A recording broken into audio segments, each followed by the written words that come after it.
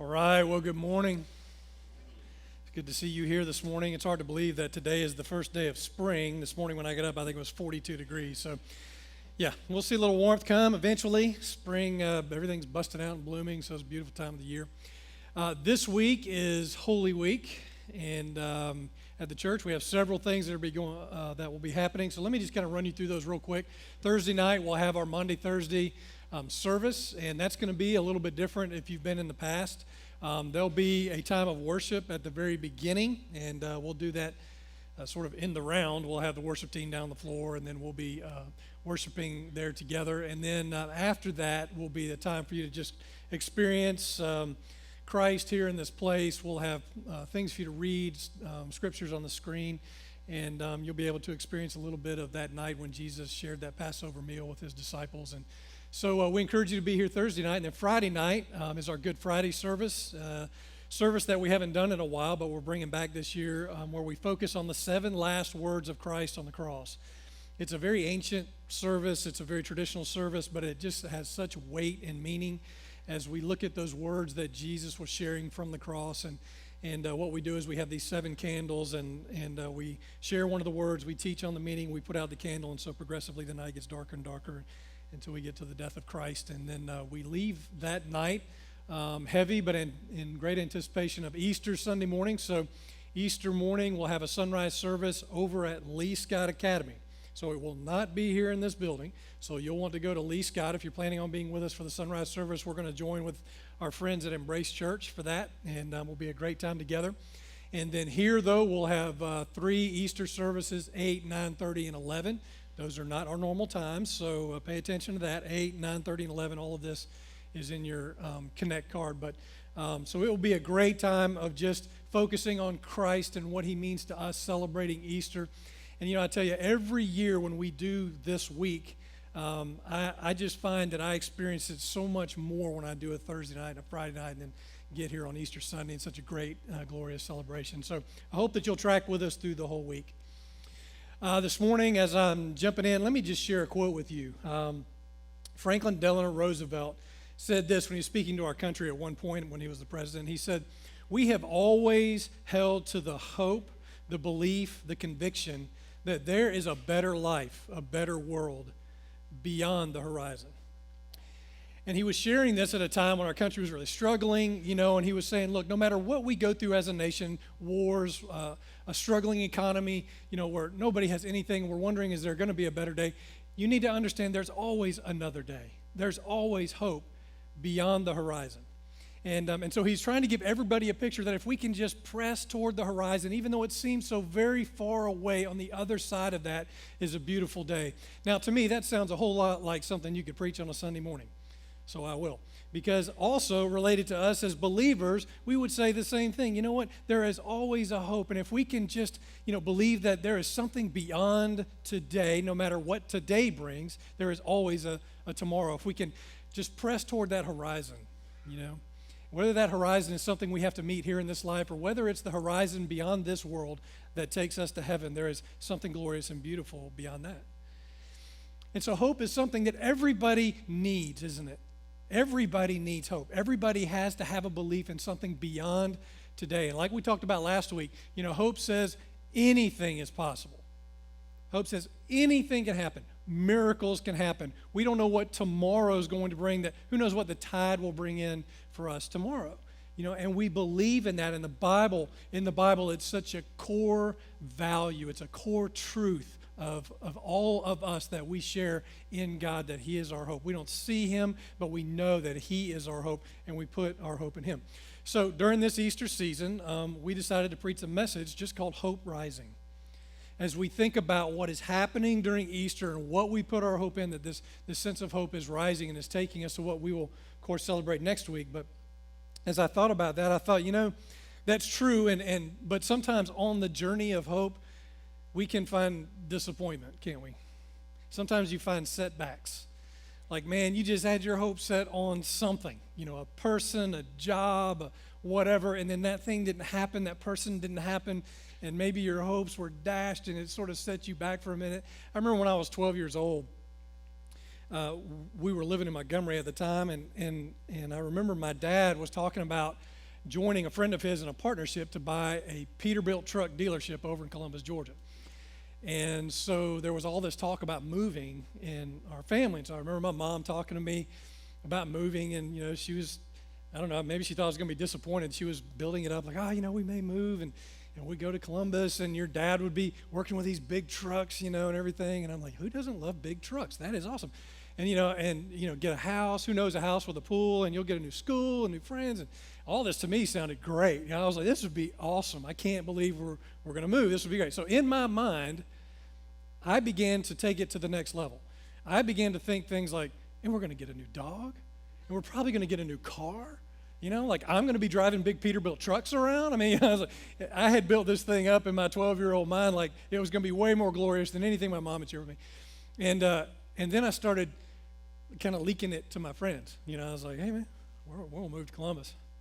House with a pool, probably a new dog, big car, going to be driving trucks. And they're like, really? You're moving to Columbus? Like, yeah. Well, so anyway, so time goes on, and all of a sudden, we're not talking about moving for some reason. And so I just decided, I better bring this back up and see where we're at. So my mom and I are sitting there, and I was like, hey, so, have we already found the house with the pool? Like, do we know where that's going to be? And she was like, oh, yeah. I said, actually that deal didn't go through. She was like, so we're going to stay right here, and you get to stay right here, and it's just going to be great. And I'm like, what? Do you know how many of my friends I've already told I'm moving to Columbus? I mean, word is out. New dog, car, pool, trucks. No, we're not moving. So outwardly, I was like, it's good, it's great. Inwardly, I was like, this is the worst day of my life. I had just dreamed about it, thought about it, couldn't concentrate at school, the whole thing. And in that moment, in my simple 12-year-old mind, which is very simple, not much more complex now, but it was like that was just such a big deal for me. And, sometimes along the journey, we have things that set us back. Sometimes we have things that don't work out. Our hopes and dreams, for whatever reason, circumstances happen and they don't play out. Now, if you go back 2,000 years and you think about the disciples who were following Jesus, they had a very similar situation times a million. They had put all their hopes and dreams in Jesus, right? And they had believed that this guy was the guy. He was the Messiah, the King. He was going to do everything that we needed to have happen with Israel, restore the glory of Israel, break the back of Rome. He's going to rise up and do all of this. And then they had all these other thoughts like, and I'm going to get to be the number 2 in charge. I'm sure probably several of them thought they were going to be the number 2. I'm like, I'm going to be the Secretary of Defense. Well, I'm going to be the Vice President. Well, I'm going to be, everybody had picked out their spot. And so they were all dreaming of this day when Jesus would bring in his kingdom and they would get to be a big part of that. But all that changed at about the Garden of Gethsemane when Jesus was arrested.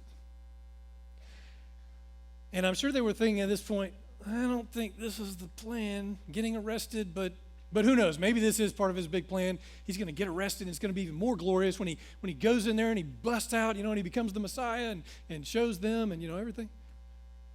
Well, he gets arrested, and then he goes and he stands before Caiaphas, the high priest, and Jesus doesn't bust out and become the Messiah at this moment. And they start accusing him of things, and then Caiaphas sends him to Pilate because Caiaphas wants him to be crucified, and so Pilate questions him and doesn't find anything wrong, sends him back to Caiaphas. Caiaphas sends him back to Pilate. Eventually, of course, we know now, they would finally have to do something because Jesus was going to cause an insurrection, which is the one thing that Rome did not want, is a bunch of people rising up. They didn't want that. And so he gave them what they wanted, and he accused him, and they took that king of the Jews, said, for inciting an insurrection and all of that, and sentenced him to be crucified.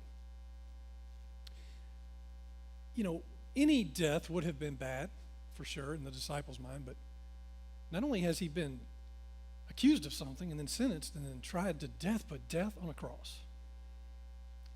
The worst, most painfully excruciating death you could possibly have in that day or any day. But in that day, it carried special humiliation because it was for the lowest of the low criminal of that day. It was reserved for crucifixion, and it was in front of everybody, put on a public road so everybody could watch this happen. It was an awful, terrible thing, and in their minds, to them, this is not happening. This is not happening. And then when Jesus carries that cross and they nail him to it, that was it. The disciples were gone. They were done. They were like, we have messed up. We were following the wrong guy. And clearly everything he said was pointing towards something else. But all hope is lost now. But you know, the advantage that we have is a great advantage because we get to look back into the story. And we get to see hope that was happening even in the midst of Jesus' death. And you know, I think about a couple of things that happened the moment that Jesus died. Two things happened that were interesting. There was a veil in the temple of that day where they made sacrifices that separated the people from the Holy of Holies. Only the high priest could go into the Holy of Holies to atone for the sins of people. At the moment that Christ died, it says that veil was torn from top to bottom, symbolizing, you know, anybody could tear it from the bottom to the top, but nobody could tear it from the top to the bottom. Only God could have done something like that. And in that moment when the veil was torn, it represented that no more would there be a barrier between God and his people. No more would we need an earthly high priest to go before us. Now we could go directly to God, and we could know him, and he could know us, something that he'd always longed for. Now also in that moment, Roman guards were standing there, and it says that there was an earthquake. The earth shook at the moment of Jesus' death, and something happened to those who were witnessing this at that moment. I'm going to read you. There are 3 accounts from the Gospels of how this happened. In Matthew 27, it says, when the centurion and those with him who were guarding Jesus saw the earthquake and all that had happened, they were terrified, and they exclaimed, surely he was the Son of God. And then if you go over into Mark 15, that account says the curtain of the temple was torn in two from top to bottom. And when the centurion who stood there in front of Jesus saw how he died, he said, surely this was the Son of God. And then in Luke 23, the centurion, seeing what had happened, praised God and said, surely this was a righteous man, or what we translate as the righteous man. In any case, these Roman guards or guard, not sure if it were several or one, but nonetheless, there was a Roman centurion standing there. And get this, somebody who would have not read the Old Testament, the Hebrew Scriptures, who would have had no idea about prophecy pointing toward the Messiah coming. These were pagan Romans who worshiped pagan Roman gods. The only thing they would have known is maybe what they had heard about people saying about this Jesus. Maybe he's going to be the Messiah, he's going to be this, he's going to be that. But in that moment, when Christ died, they fully and firmly recognized and proclaimed, surely, like now I am certain this guy was the Son of God. Not he was a great prophet. Not surely he was the best teacher. Not surely he was a carpenter. But surely he was the Son of God. And he notices one God. Not son of gods like they worshiped, but the Son of the one true God. And so in the middle of this darkest moment, you know, there's this hope that while nobody else got it, it's interestingly enough, even the disciples, the pagan Roman soldier does. God somehow revealed himself through this moment to these centurions and said, yes, I am present right now through this man. And symbolically, it reminds us that God had come to reveal himself to everyone, Roman soldiers included. That he had ultimately brought hope into the world through Christ. And that, you know, the way of the cross, which seems so unusual, you know, was the way of God. And like we talked about last week, you know, God's ways are not our ways. God's thoughts are not our thoughts. But God decided this is the only way to deal with the issues of sin and death. And so because of that, the cross then for us today is this symbol of hope.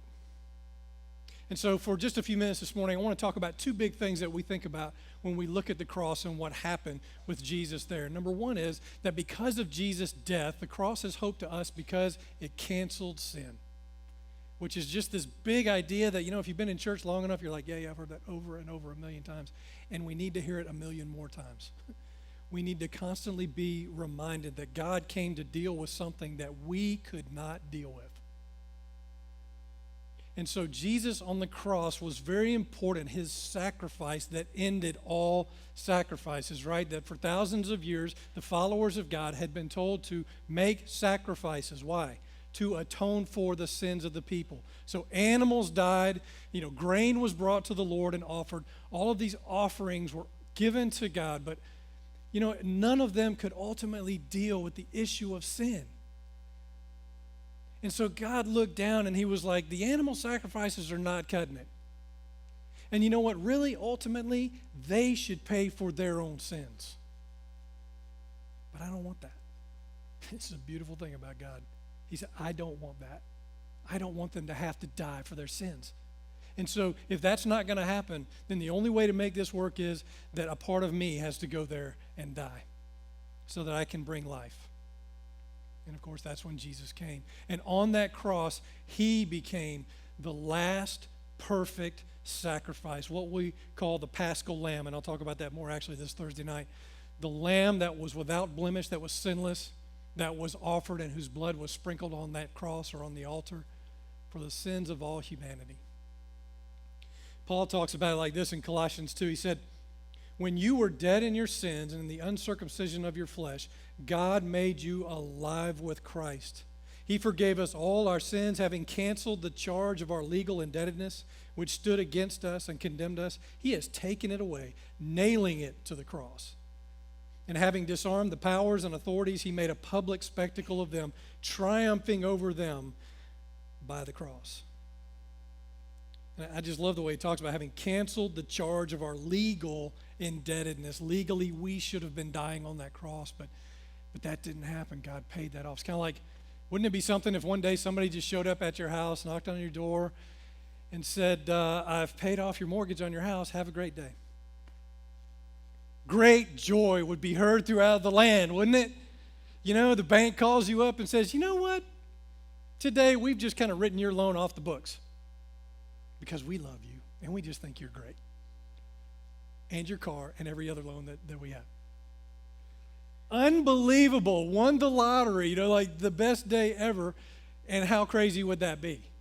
This thing that you owed, that you got into, that you're supposed to pay for, now somebody else has come in and said, don't worry about it, I got it, have a great day. And that's very simplified, but in the way that God did, he kind of swooped in and said, I know that you owe this debt, but you know what, I'm going to pay it, I got it, you don't worry about it. I'm going to take care of this for you.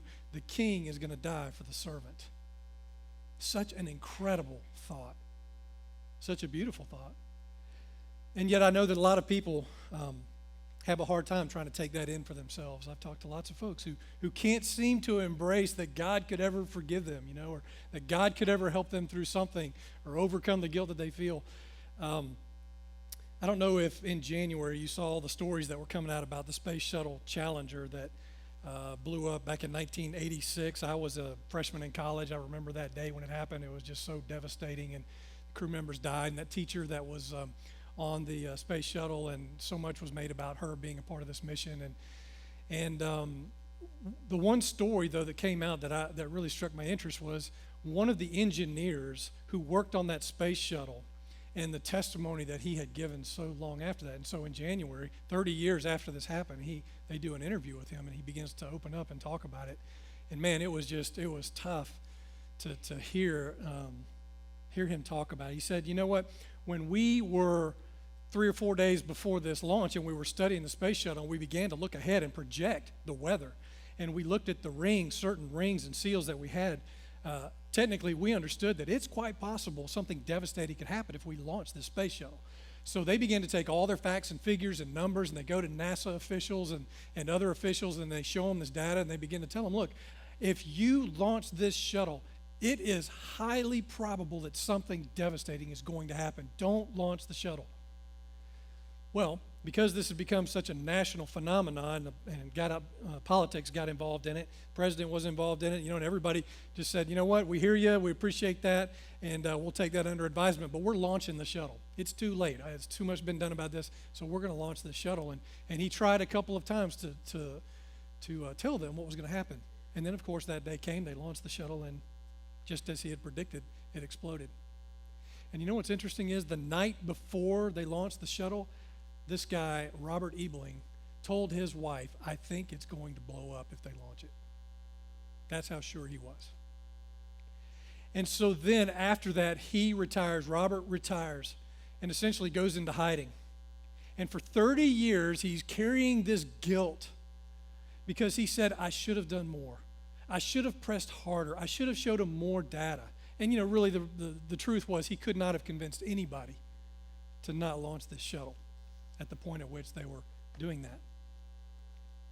And he said, you know, for 30 years I've prayed that God would do something, you know, that God could help me. But in my mind, I just don't think that he can. And he said, I think that it was one of the mistakes that God made was picking me for the job. And he said, one day when I see him, I'm going to ask him, why me? I think you picked a loser. Those were his words. And he just has carried that guilt and that burden and is struggling to allow God to take the burden off of him. You know, he hasn't quite fully accepted that what Christ did on the cross was so that God could help carry our burdens, so that he could do things for us that we can't do for ourselves. And you know, I'm quite sure that there are people out there who, in a similar way, like Robert, also have some block, some struggle, that's saying, you know what, my past, God could never forgive. This thing that I've done in my life or said in my life, he could never forgive me for that. These sins that I have done, or these sins that I'm even keep doing, I can't seem to get over, you know, God can't love me for that. And you know what? If it's true that God can't deal with that, then the cross was for nothing. The cross was for nothing. But the opposite is true. God can deal with all of that in our life. He can handle our past. He can handle our sin. He can handle our struggle. You know? He's just sitting there waiting, saying, come to me, all of you who are heavy laden, who are burdened, and I will give you rest. Come to me, all of you who are in need of forgiveness. I have forgiveness for you. I am the very thing that can get you through what you're dealing with. I am the only hope. Now, the key to this is we have to accept it, don't we? There is a transaction that needs to take place for this to happen. We have to believe that Jesus died on that cross, that actually happened. We have to believe that he did it for a purpose and for a reason, that he was a sacrifice made on our behalf. We have to believe that we're a sinner separated from God, that we need him. You know, we have to believe this, and then we have to accept it for ourselves and say, God, I trust you. I believe in you. I believe in Jesus. I know that he did this for me, and I accept the forgiveness that I need in my life. And I claim the power that comes through the cross to deal with everything I need to deal with. Do you know what I'm saying with that? Do you understand? It's like a transaction that has to take place for this to work. And God's like, look, I'm giving this gift to you. Just accept it.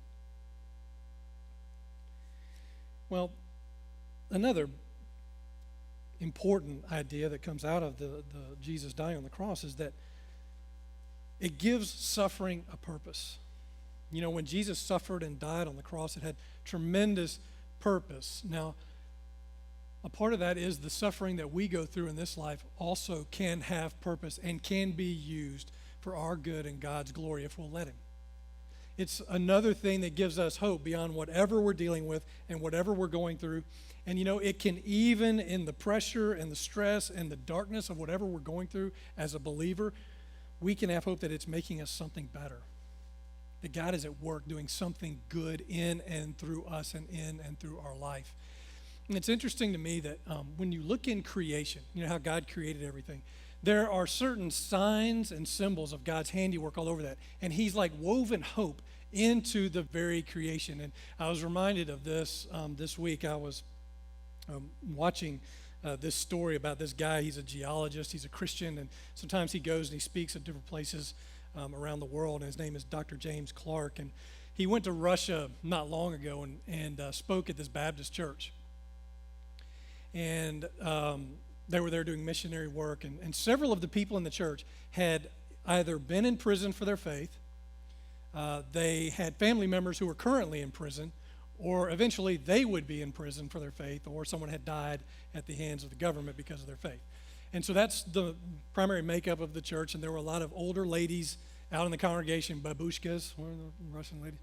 And many of them had been in prison. So he's speaking to them about the hope of Christ. And he decides to use geology to try to help them understand that. And so he starts telling them about the principles of clay. Only a geologist would love stuff like that. You know, it's like, let me tell you about the principles of clay. And so he was talking about these very tiny, minute, microscopic particles that exist in clay, these elements that are a part of it. And when you first look at them under the microscope, you would think that if any pressure were applied to those small minerals, those small particles, that they would crush under the weight. But just the opposite happens in sort of a surprising way, is that the more pressure you apply to those particles in clay, it actually causes them to grow. And the bigger they get, the stronger they get. And then eventually, they become semi-precious stones if enough pressure is applied for long enough, like garnets, things like that. And so he starts telling them, you know, like just like the way these particles endure this pressure and this stress and eventually become something beautiful, like transformed into something new, in the very same way, the suffering that we go through with Christ is producing something beautiful in us. And he's looking out, and these babushkas, you know, they're all tears in their eyes, and he's looking at them, and he just sees nothing but God's beauty in them. And he says, you know, I see all of you out here, and I see the tears in your eyes, and to me, it's just like the beautiful reflection of a garnet. You know, you're reflecting the glory of God just through you, because I can tell that he lives in you and through you. And so they were embracing everything he was saying. They got it totally. And then after that, he says, and one more thing. He said, you know, if, again, more time and more pressure is given to these stones, if they can stay in the clay long enough, something even more interesting happens. They eventually become something called staurolite. And staurolite is actually two Greek words that's put together. And it stands for stone cross. And eventually, if enough pressure is put on these minerals, they become these beautiful stone crosses that exist under the soil in all these places. And he said, you know, it's just a constant reminder that God has put hope right in front of us. And the hope is in the cross. And through Christ's suffering, our suffering can be redeemed. And our struggles can have purpose. And Paul said in 2 Corinthians 4, he said, but we have this treasure in jars of clay. We are jars of clay to show that this all-surpassing power is from God and not from us. We are hard-pressed on every side, but not crushed. We're perplexed, but we're not in despair. We're persecuted, but not abandoned, struck down, but not destroyed. We always carry around in our body the death of Jesus so that the life of Jesus may also be revealed in our body. For we who are alive are always being given over to death for Jesus' sake, so that his life may be revealed in our mortal body. So then death is at work in us, but life is at work in you. And so just like we embrace the struggle, we embrace the cross, so that Jesus' death that lives in us becomes life revealed through God. And in that there is hope. There's hope beyond today, beyond anything we can imagine. And to go all the way back to my story about almost moving to Columbus, I think, you know what? God knew what he was doing. Because if I'd have moved to Columbus, I'd have never met Becky. And we'd have never gotten married. And I wouldn't have my 3 boys. And who knows, I may not have gone into the ministry and never ended up in Auburn. You know, and all these things that I look back on my life and I go, you know what? God knows what he's doing because God sees tomorrow and I sure don't. And so you know what I need to do? I need to proclaim him as Lord, and I need to say that I need Jesus to be the Son of God for me. He needs to be the Son of God for us. And we need to embrace him for that. Amen? Let's pray.